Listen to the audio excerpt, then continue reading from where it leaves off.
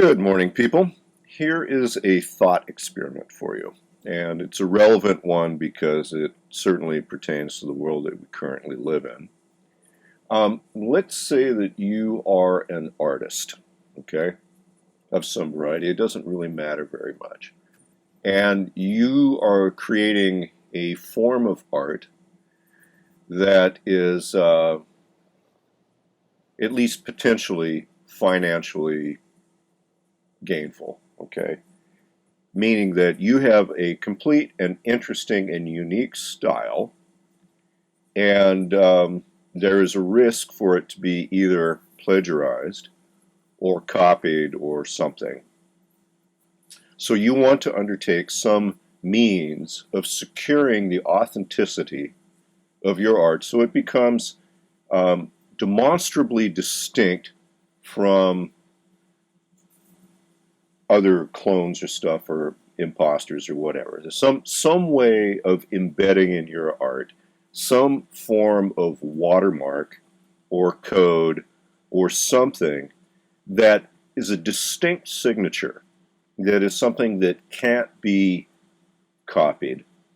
And ideally, whatever this watermark it is, especially because we live in the age of computers, ideally you want it to be embedded so deeply within the structure of your art, or the base code that generates your art or represents your art, so that whatever your unique signature is, if it were to be removed from whatever your art is, that it would destroy the art itself, meaning that your signature is so deeply embedded in the structure of your artistic representations that if you were to remove it, whatever that signature is, digital signature, code, or what have you,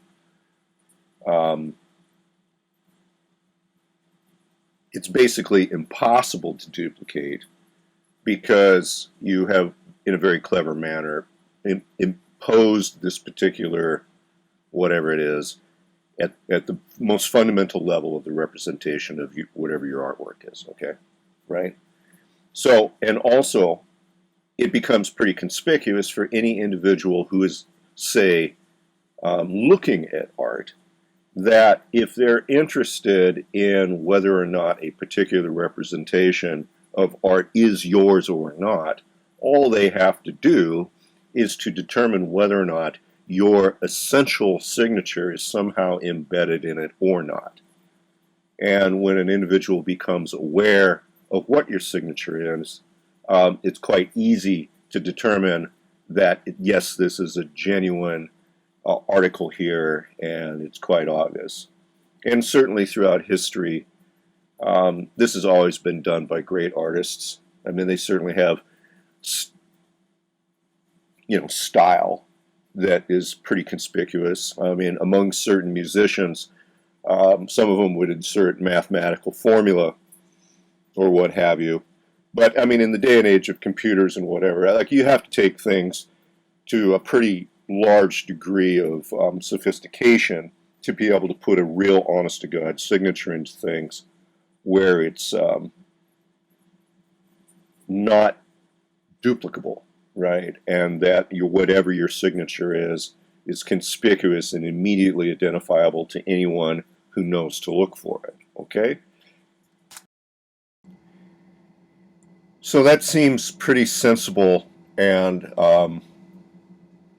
practical, right? Like, this is a kind of thing that in the modern age is pretty ubiquitous. I mean, we put watermarks in currency or all sorts of other things. I mean, there's a kind of encryption and identifiers of authenticity that we find in practically everything. It's ubiquitous. So this is a concept that most of us in the modern age can understand very easily, okay?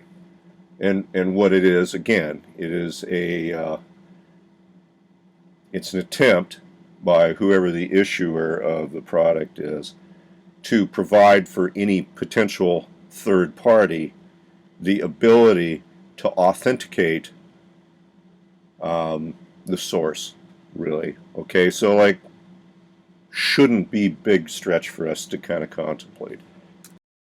Now here comes the big metaphysical question. Does the universe itself contain such watermarks?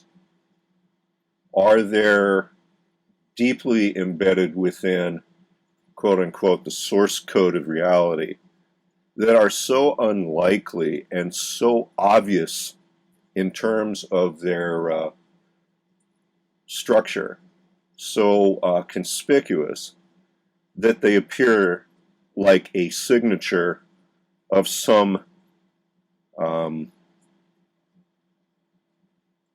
issuer, whether that's consciously or unconscious, it doesn't matter to me so much.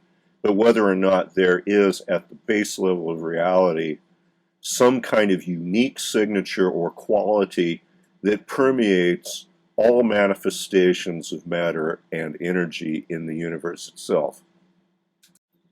And definitely throughout history, whether you're talking mathematicians or mystics, many people believed that there was.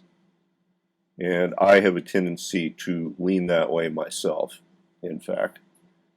Now, of course, that one has to be very cautious with how far you want to push that. I mean, just being in possession, say, of a signature tells you nothing about the character of whose ever signature it might be, or whatever signature it might be. This is a metaphor, of course. Other than to say that you might be able to observe perhaps the works of art that a particular signature was attached to and see whether or not they have a quality that you would find consistent with a certain kind of character, and then you would draw conclusions about the character of the issuer by observing the qualities of the various manifestations of the art. You might do that. But in essence, what is important here is to recognize that throughout history, when the more thoughtful individuals used words like divinity or the Tao or things of that nature, what's really being referred to is the essential watermark, the essential signature that permeates reality that one can, in fact, objectively identify. And of course, if you want to get into this particular inquiry, I mean, you're going to find very quickly, especially within esoteric tradition, that there are a lot of examples that are held up. I mean, obviously, the various intricacies of pentagrams was a big one back in the day. That mattered a great deal to Pythagoras. I mean, the Pythagorean theorem is another. Formal logic was a big one to Parmenides. I can understand that. Bach was big into the square root of 2. That was a big one. And Fibonacci, of course, the golden ratio was a huge one. But it could be Euler's identity. It could be a whole host of things. Believe me, the universe is loaded with these. Pick one that resonates with you and you find to be suitably implausible, to be on the I guess, cusp of miraculous. But believe me, there's plenty. That's an inquiry for you in your own time. What I'm trying to get at with this conversation is to lead towards an operant understanding of what divinity might mean in the modern mind, as this becomes important to having a visceral understanding of what thou means in the context of the I, thou. And it goes like this. You recognize, in fact, because the universe is loaded with these signatures that suggest an underlying fundamental structure that has a certain kind of character, the thou-ness that one represents or sees in other individuals, whether that's forests or intimate partners or what have you, that thou-ness is in essence the watermark, the signature of the essential structures of the universe represented there in yet another iteration. And you see, in fact, that whether you are looking at the otters in the stream, or you're picking up a pine cone, or you're looking at the orbits of planets, the essential signature permeates all of these things, and you see that you have a common ancestor and source there. There's a kindred nature that comes from understanding that you are all manifestations that are arising from the same basic root, in fact, branches of a tree, but you're all part of the same tree. That's where the thou-ness comes in, is the recognition that you or I or what have you are all participants in a ever-expanding process of exploration and generation of knowledge and complexity, well, that lies at the core of all experience. That's what I'm getting at when I'm talking about I, it, or I, thou. And of course, there's consequences to that sort of perspective. And once you recognize and accept this I, thou kind of thinking, it becomes truly insane, in fact, to live one's life with an attitude towards exploitation, because one recognizes if one meets one's need at the expense of other, well, in essence, it's suicide. It is a deliberate attempt to destroy, or at least operate at cross purposes, with the essential structure that in fact makes you possible.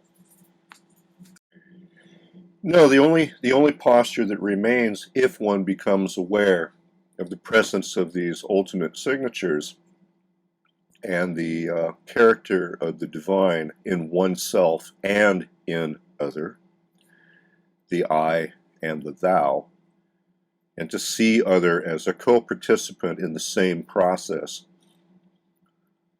as kin for sure, but even more so. Like, again, multiple leaves of the same tree.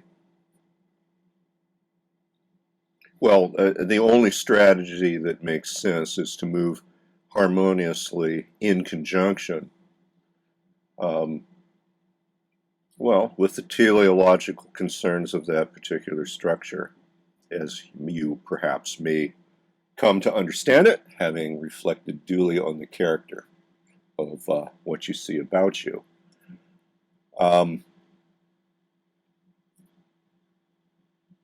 It's interesting because if you really take a look at that in this manner, you see that this is not, in spite of the language, this is not really within the domain of faith so much, nor moralizing or any of the rest of it. This is an idea and a view and a relationship one can have with reality that is first person, objective, and completely visceral, not some projection of abstract values. It is something that is an inescapable consequence of just simply living one's life with one's eyes open.